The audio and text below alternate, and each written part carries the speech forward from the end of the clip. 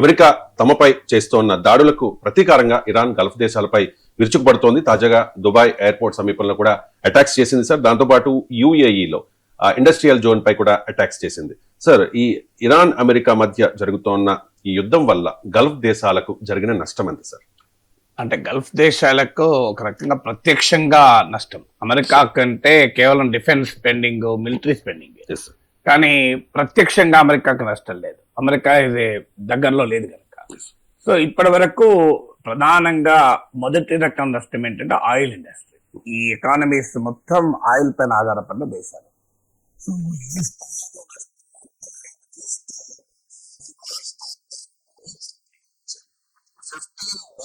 Billion నష్టపోయారని, 1500 కోట్ల డాలర్ల oil అమ్ముకోలేకపోయారు.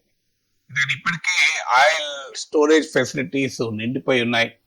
Production cut చేయాల్సి వస్తుంది. ఇప్పుడు ఇరాక్ లాంటి కంట్రీ తీసుకుంటే 60% ప్రొడక్షన్ కట్ చేశారు.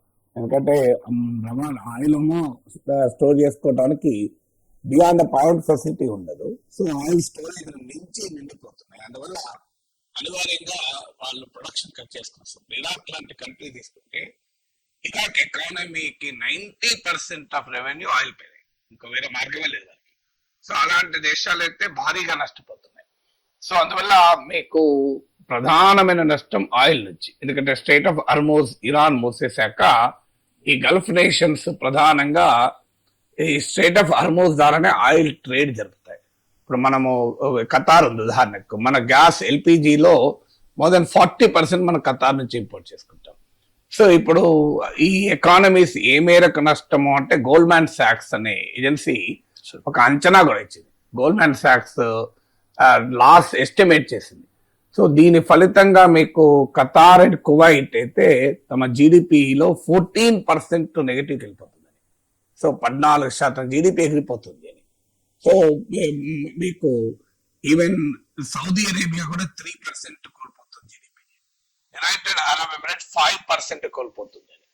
ఎందుకు ఈ దేశాలు రిలేటివ్లీ తక్కువ నష్టం పోతున్నాయంటే వీళ్ళకు ఆయిల్ ఎనర్జీ సప్లైకు ఆల్టర్నేట్ ఇన్ఫ్రాస్ట్రక్చర్ ఉంది. మీకు ఖతార్ కువైట్లతో పోలిస్తే Saudi Arabia, United Arab Emirates reroute చేస్తానికి, అంటే ఇప్పుడు war affected strait of Hormuz నుంచి కాకుండా రీరూట్ చేసుకోవటానికి అవసరమైన ఇన్ఫ్రాస్ట్రక్చర్ ఉండడం వల్ల రిలేటివ్లీ కాస్ట్ తక్కువ నష్టపోతున్నాయి. దాంతో పాటు ఇవి Saudi Arabia, UAE economies diversify అయినాయి, కేవలం ఆయిల్ పైన ఆధారపడి లేవు. అందువల్ల వాళ్ళ జీడిపి తక్కువ నష్టపోతుంది. కానీ ఆయిల్ పైన ఎక్కువ ఆధారపడిన దేశాలు ఎక్కువ నష్టపోతున్నాయి. సో మొదటి నష్టం ఎనర్జీ ట్రేడ్ వల్ల.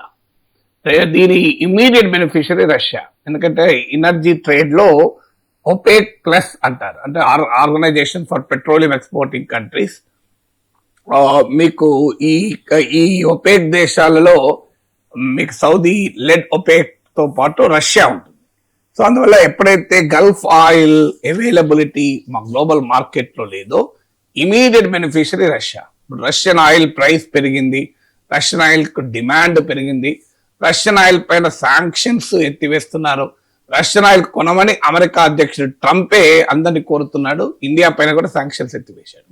సో ఇమ్మీడియట్ బెనిఫిషియరీ అనేది రష్యా. లాస్ అయ్యేది అమెరికా మిత్ర దేశాలైన Saudi Arabia, UAE, Qatar, Kuwait, ఈ దేశాలు. ఇది మొదటి లాస్. రెండవ లాస్ ఏంటంటే టూరిజం లాస్. ఇప్పుడు ఈ టూరిజం అనేది అంటే డైవర్సిఫికేషన్ ఆఫ్ గల్ఫ్ ఎకానమీస్ లో భాగంగా ఇప్పుడు దుబాయ్ కావచ్చు, ఇతర గల్ఫ్ దేశాల సిటీస్ కావచ్చు, they are the biggest tourist destination. ప్రపంచంలో గ్లోబల్ టూరిస్ట్ అరైవల్స్ కు ఒక ప్రధానమైనటువంటి ప్లేస్. ఇప్పుడు మన దేశం నుంచి కూడా రెగ్యులర్ గా దుబాయ్కి వెళ్తూ ఉంటారు, పనిచేసే వాళ్ళగా టూరిస్ట్ కూడా వెళ్తుంటారు. ఎందుకంటే వరల్డ్స్ రిచ్ అండ్ మైటీకి ఒక విలాసవంతమైన జీవితానికి కావలసిన సదుపాయాలని, సౌకర్యాలని ఈ దేశాలు పెట్టుకున్నాయి. సో ఇక్కడ ఏమైనా కొనుక్కున్న టాక్స్ ఫ్రీ. అందుకే ఇక్కడ పెద్ద పెద్ద స్పోర్ట్స్ కంటెస్ట్లు కూడా కండక్ట్ చేస్తుంటారు. ఎందుకంటే to attract the global tourist పెద్ద పెద్ద ఎగ్జిబిషన్స్ కండక్ట్ చేస్తుంటారు. Massive hotels, restaurants. సో మీకు ఈ కంట్రీస్ డెలిబరేట్ గానే ఆయిల్ పైన ఆధారపడితే లాభం లేదంటూ పెద్ద ఎత్తున తమ ఎకానమీని డైవర్సిఫై చేసుకునే పనిలో పడ్డాయి. సో అందువల్ల దీనివల్ల టూరిస్ట్ అరైవల్స్ టు గల్ఫ్ భారీగా దెబ్బతిన్నాయి, 100 కోట్ల నష్టం. ఎందుకంటే మీకు ట్రావెల్ ప్లాన్స్ అన్ని తల అటు ఇటు అయిపోయాయి. మీకు హోటల్ బుకింగ్స్ క్యాన్సిల్ అయ్యాయి, ట్రావెల్ బుకింగ్స్ క్యాన్సిల్ అయ్యాయి. ఇవన్నీ కూడా పెద్ద ఎత్తున మీకు డ్యామేజ్ అయింది. సో ఇది సెకండ్ ఫ్యాక్టర్, టూరిజం ఎఫెక్ట్ అయింది. థర్డ్ ఫ్యాక్టర్ ఏంటంటే long term image of Gulf దెబ్బతిన్నది. సో ఇప్పటి వరకు గల్ఫ్ దేశాలకు ఉన్నటువంటి ప్రత్యేకత ఏంటి అంటే, so these are all world టూరిస్టులను ఎందుకు అట్రాక్ట్ చేశాయి, వరల్డ్ పెట్టుబడులు ఎందుకు అట్రాక్ట్ చేశాయి, ప్రపంచంలో ఉన్న సంపన్న వర్గం ఆస్తులు ఎందుకు ఉన్నాయి. ఇప్పుడు లేటెస్ట్ గా రిపోర్ట్ వచ్చింది, Indians buying homes in Dubai తగ్గిపోతుంది అని. అంటే ఇప్పటిదాకా మీకు ప్రపంచంలో ఉన్న రిచ్ ఏంటంటే ఎక్కడ ఇల్లున్నా గల్ఫ్ లో కూడా ఒక ఇల్లు ఉంటుంది, దుబాయ్లో కూడా. సో ఆ దుబాయ్లో ఒక విలా కొనేసుకుంటారు.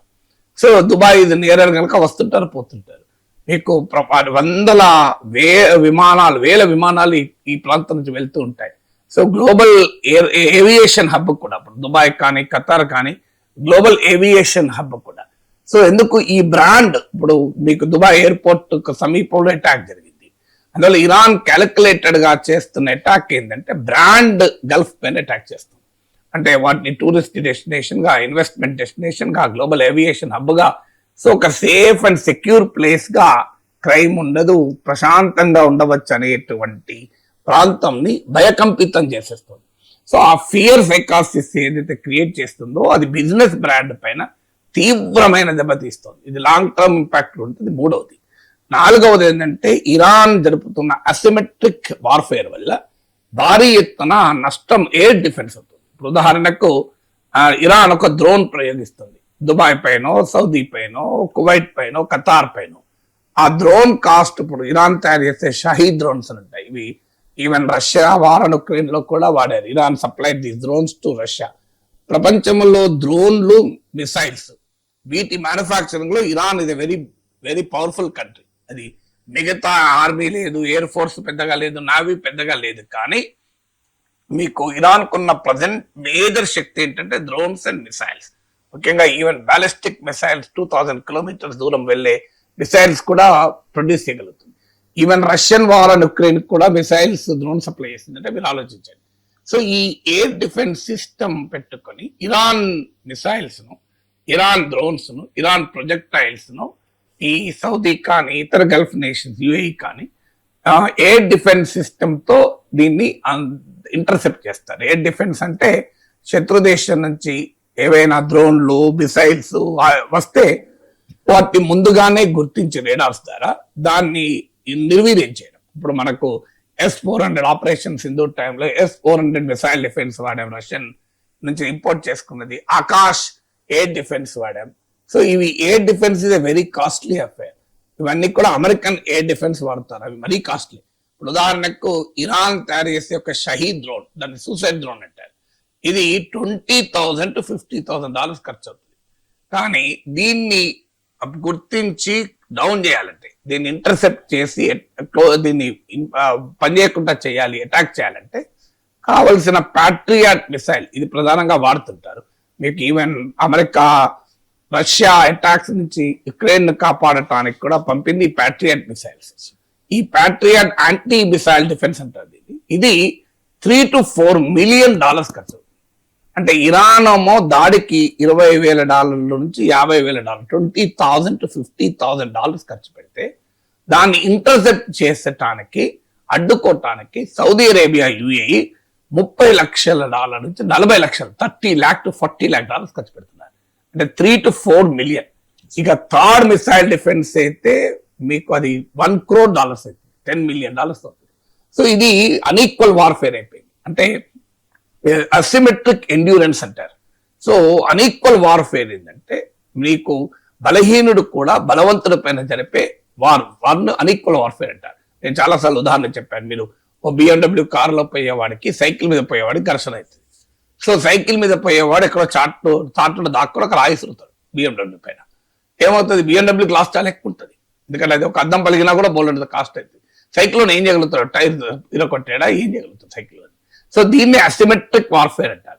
సో ఇరాన్ జరుపుతున్న అసిమెట్రిక్ వార్ఫేర్ పైన వల్ల సౌదీ పైన యుఏఈ పైన భీకరమైన కాస్ట్ పడుతుంది. ఇది 4th. 5th ఏంటంటే లాంగ్ టర్మ్. మీరు గమనించండి, ఇప్పుడు నేను చెప్పిన అన్ని గల్ఫ్ నేషన్స్ ఈ వాళ్ళకు కలుగుతున్న మిలిటరీ ఎక్స్పెన్సెస్.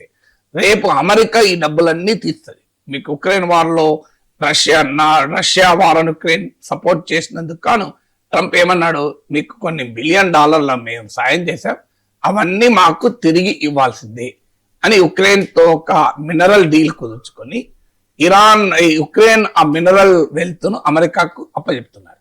అందువల్ల ఈ వార్కి అయ్యే ఖర్చులు మీరు మాకు రిటర్న్ ఇవ్వాల్సిందే అని. సో ఈవెన్ యూరోపియన్ కంట్రీస్ ను, జపాన్ లాంటి దేశాలని కూడా మీ పైన మేము పెడుతున్న ఖర్చు రిటర్న్ ఇవ్వాలి అని ట్రంప్ డిమాండ్. సో రేపు ఖచ్చితంగా ఈ వార్ అయిపోయాక మీకు ఈ దేశాల నుంచి పిండి వసూలు చేస్తాడు ట్రంప్. ఇవన్నీ మళ్ళీ రాచరిక ప్రభులు నియంత్రణ, ప్రజాస్వామిక దేశాలైనా తట్టుకోగలుగుతావు, కానీ ఈ దేశాలు వాళ్ళకి ప్రజలతో సంబంధం లేదు కనుక ట్రంప్ ఒత్తిడికి గ్యారంటీగా తలవంచాల్సి వస్తుంది. అంటే పెద్ద ఎత్తున లాంగ్ టర్మ్ కూడా ఈ దేశాలు అమెరికా అంటే ఇవాళ తాము పెడుతున్న ఖర్చే కాదు, అమెరికా పెడుతున్న ఖర్చుకు కూడా వీళ్ళే చెల్లించాల్సి ఉంటుంది, రియంబర్స్ చేయాల్సి ఉంటుంది. ఇది ఖచ్చితంగా మీరు చూడండి, వార్ ఆగినాక ట్రంప్ స్టేట్మెంట్లు మీరు చూస్తారు. సో ట్రంప్ విల్ రీఫండ్ అడుగుతాడు, నేను పెట్టిన ఖర్చులు నాకు ఇచ్చేవంటాడు. సో అది 5th కైండ్ ఆఫ్ ఇంపాక్ట్. అంటే మామూలు ఇంపాక్ట్ కాదు గల్ఫ్ ఎకానమీస్ పైన. సో గల్ఫ్ ఎకానమీస్ ను తీవ్రంగా దెబ్బతీయడం అనేది ఇరాన్ లక్ష్యాల్లో కూడా ఒకటి. ఎందుకంటే ఇరాన్ నేరుగా అమెరికాతో తలపడలేదు. అమెరికాతో ఉన్న డిస్టెన్స్ రీత్యా కానీ ఇరాన్ కున్న మిలిటరీ కేపబిలిటీ అనేది అమెరికాతో పోలిస్తే చాలా తక్కువ. సో అందువల్ల it cannot directly fight with అమెరికాకు వెళ్ళి అమెరికాకు నష్టం చేయగలిగే సామర్థ్యం ఇరాన్కు లేదు. మాక్సిమం అయితే ఇరాన్ ప్రేరిత ఎక్స్ట్రీమిస్ట్ దాడులు జరగవచ్చేమో, కానీ నేరుగా వెళ్ళి అమెరికాను వార్న్ చేయడానికి, బెదిరించడానికి మిసైల్స్ ను అమెరికా పైన కూడా ప్రయోగించవచ్చు, కానీ సిగ్నిఫికెంట్ మెటీరియల్ డ్యామేజ్ ఇన్ఫ్లిక్ట్ చేయలేదు ఇరాన్. కానీ ఇరాన్ పైన అమెరికా మాత్రం చాలా సిగ్నిఫికెంట్ మిలిటరీ డ్యామేజెస్ ఇన్ఫ్లిక్ట్ చేయగలుగుతుంది. కారణం అమెరికాకున్న మిలిటరీ స్ట్రెంత్ వల్ల. అందువల్ల ఇరాన్ స్ట్రాటజీలోనే ఏం చేస్తున్నారంటే they are imposing economic cost on the American allies. అంటే ఇరాన్ ఉన్న ఈ ప్రాంతంలో అమెరికా మిత్ర దేశాలకు ఈ యుద్ధము ఆర్థిక భారం కావాలి. ఇది ఇరాన్ అసిమెట్రిక్ వార్ఫేర్ స్ట్రాటజీలో ఒక కీలకమైన అంశం. అందుకే ఈ దేశాలపైన అటాక్ చేస్తుంది American allies in the Gulf region. అది Saudi Arabia, UAE, Qatar, Bahrain, ఇలా అనేక కంట్రీస్ పైన రిపీటెడ్ గా అటాక్ చేయడం ద్వారా ఒక geo economic cost of war ను గల్ఫ్ నేషన్స్ పైన ఇంపోజ్ చేయాలి అని. డెఫినెట్ గా ఇజ్రాయెల్ ఒక టార్గెట్ ఉంటుంది, ఇజ్రాయెల్ పైన చేస్తారు. ఇప్పుడు రాబోయే కాలంలో ఇంకో ఛాలెంజ్ కూడా ఏంటంటే ఇరాన్ ఎత్తుగడగా ఏం చేస్తోందంటే ముందు లో కాస్ట్ వెపన్స్ వాడుతోంది. అంటే డ్రోన్స్, చిన్న చిన్న ప్రొజెక్టైల్స్, మిసైల్స్, వీటిని పడగొట్టడానికే ఇజ్రాయెల్, గల్ఫ్ దేశాలు తమ దగ్గర ఉన్న కాస్ట్లీ యాంటీ మిసైల్ డిఫెన్స్ ను వాడుతోంది, ప్యాట్రియాట్ కానీ థాడ్ కానీ. సో ఇరాన్ ఎత్తుగడ ఏంటంటే ఇలా ఇంటర్సెప్టార్స్ వీళ్ళ దగ్గర వెంటనే ప్రొడక్షన్ కాదు, రేపు పొద్దున వరకు ప్రొడ్యూస్ కాదు కదా. So it takes time. So interceptors demand and సప్లైలో గ్యాప్ తేవాలి. తెచ్చినాక ఇరాన్ అత్యంత శక్తివంతమైన మిసైల్స్ బయటకు తీస్తుంది. చూడండి మీరు, ఆల్రెడీ డాన్సింగ్ మిసైల్ అని అమెరికా మీద ప్రయోగించడానికి సిద్ధపడుతోంది.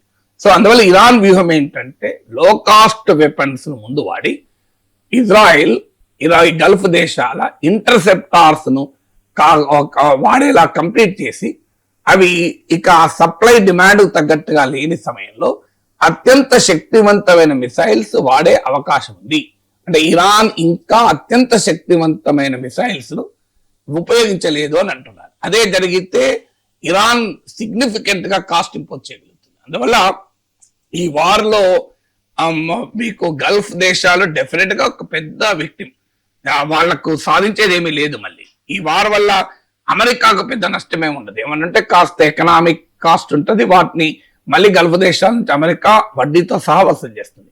ఇజ్రాయెల్ కు నష్టం ఏమీ లేదు, ఎందుకంటే ఇజ్రాయెల్ ఈ వార్ గెలిస్తే తమకు వెస్ట్ ఏషియాలో ఉన్న ఏకైక రెసిస్టెన్స్ అంటే ఒకే ఒక్క ప్రతిఘటన ఇరాన్ నుంచి వస్తుంది. అది న్యూట్రలైజ్ అయిపోతే ఇజ్రాయెల్ కు పశ్చిమాసియా పైన తిరుగులేని ఆధిపత్యం వస్తుంది. అందువల్ల ఇజ్రాయెల్ కు నష్టం లేదు. ఇక నష్టం అంతా గల్ఫ్ దేశాలకి. ఎందుకు? ఇవి వారు ఇంత కష్టపడి ఇరాన్ దెబ్బతీస్తే మిగిలేది ఏంటి అంటే ఇజ్రాయెల్ ప్రమాదాన్ని పెంచుకుంటారు. సో అందుకే మొదటి నుంచి గల్ఫ్ దేశాలు వారికి వ్యతిరేకం. అమెరికాను ఒప్పించే ప్రయత్నాలు కూడా చేశాయి. ఎందుకంటే ఇరాన్ ఎలిమినేట్ అయిపోతే, ఇరాన్ ఛాలెంజ్ ఎలిమినేట్ అయిపోతే ఇజ్రాయెల్ కు ఎదురే ఉండదు. అప్పుడు ఈ అరబ్ దేశాలు, అమెరికా మిత్ర దేశాలైనా కూడా ఇజ్రాయెల్ నుంచి ప్రమాదము ఎదుర్కోక తప్పవు. దానికి ఉదాహరణే ఖతార్ పైన ఇజ్రాయెల్ జరిపిన అటాక్. సో మీకు ఖతార్ లో హమస్ ప్రతినిధులు చర్చలకు వస్తే ఇజ్రాయెల్ ఏకంగా ఖతార్ పైన అటాక్ చేస్తుంది. అమెరికన్ మిలిటరీ బేస్ ఉన్న కంట్రీ, అమెరికాకు అత్యంత సన్నిహిత మిత్ర దేశం అయినా కూడా ఖతార్ వదలే. ఆ తర్వాతే సౌదీ అరేబియా, ఈజిప్ట్ల చొరవ మేరకు 40 ఇస్లామిక్ కంట్రీస్ కూర్చొని చర్చించాయి. ఆ తర్వాతే సౌదీ అరేబియా పాకిస్తాన్ తో డిఫెన్స్ అగ్రిమెంట్ కుదుర్చుకుంది. అంటే గల్ఫ్ దేశాల పరిస్థితి ఏంటి? ఇప్పుడు ఇరాన్ పైన ఇరాన్ దాడులను ఎదుర్కొంటూ ఇరాన్ బలహీనపరుస్తూ అల్టిమేట్ గా తాము బలహీనపడాలి. అంటే ఇంతకు మించిన సూసైడల్ వార్ ఉంటుందా? ఇది ఆత్మహత్య సదృశ్యం కదా. ఈ వార్ లో నష్టపోవాలి, వార్ ద్వారా రిజల్ట్ వల్ల కూడా నష్టపోవాలి. అల్టిమేట్ గా సాధించేది ఏమీ లేదు. ఈ వార్ లో ఇరాన్ ఓడిపోతే ఇజ్రాయిల్ తిరుగులేని శక్తిగా మారుతుంది. అలా గల్ఫ్ దేశాల నష్టం. ఈ వార్ లో ఇరాన్ గనక బతికి బట్టగలిగి మనుగడ సాధించగలిగితే ఇరాన్ నుంచి వీరికి పర్మనెంట్ ఛాలెంజ్ ఉంటుంది. ఏ రకంగా చూసినా గల్ఫ్ దేశాలు are the complete lose situation. అమెరికాకి ఇది విన్ విన్ సిచ్యువేషన్, ఇజ్రాయెల్ కు అవకాశం ఉంది విన్ సిచ్యువేషన్. నష్టపోయేది మాత్రం పూర్తిగా గల్ఫ్ దేశాలు, independent and irrespective of the war outcome. ఈ యుద్ధ అవుట్కమ్ ఎలా ఉన్నా గల్ఫ్ దేశాలకు నష్టమే.